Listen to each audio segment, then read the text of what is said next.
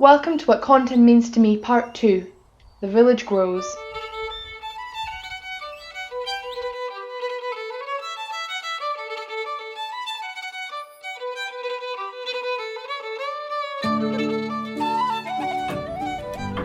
I suppose you could say there used to be two halves to the village. The old part, with the post office and Old Hall and the smithy. And then the newer bits like where Torview is. Those houses were built for hydro workers. And forestry. With some council houses. Originally there must have been 30 houses, the 10 at the very front for the hydro workers, and there are more now of course. Lovely construction they are. Built of Taradale stone. Built in the 1950s. Well, they're lovely houses and they're really well built and a lovely community in itself. A big addition to the village. It's probably more than doubled Contin in size at the time. And a wonderful view. The hydroboard workshop used to be down near the bottom of the bridge. The building's still there, though it's been sold off now. There used to be a dozen or so in the workshop there. We used to go round, strip down the turbines in the summers, refurbish them, put them back in production again. A lot of time and effort and infrastructure went into building those things and maintaining them.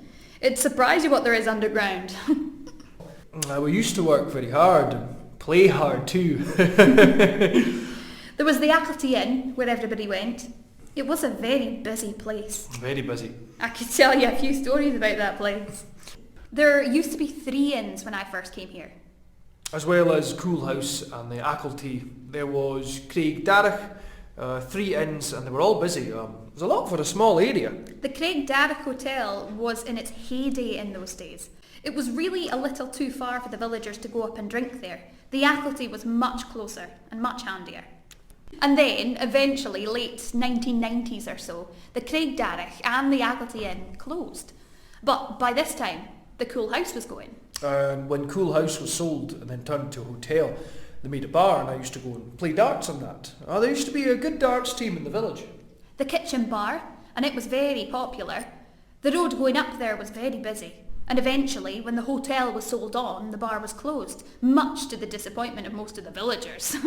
Aye, and that was it. There was no pub in the village and that must have been the first time in years actually. But things move on. Aye. But it was a tremendous time to have been there at the time of the schemes. Aye, right enough. To have lived through it.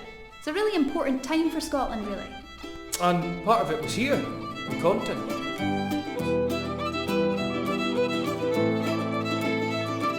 This video has been produced by Contin Community Council with thanks to Foundation Scotland and the EDF Renewables Corrymoylie Contin Community Fund, Ambala and Highland for permission to use some of their photo archive, the National Library of Scotland for permission to use the maps reproduced here, the Astor School of Traditional Music, BBC Digital Services for permission to use some of their sound recordings, all the local people who shared their photos and stories about Contin life and people, actors Innes Anderson and Alexander Donaldson for voicing their words, me, Audrey Daines, Phil Barda for putting everything together, and to Norma Ross, Chair of Contin Community Council, and especially Pam Kershaw, who had the original idea for What Contin Means to Me. Thanks for watching.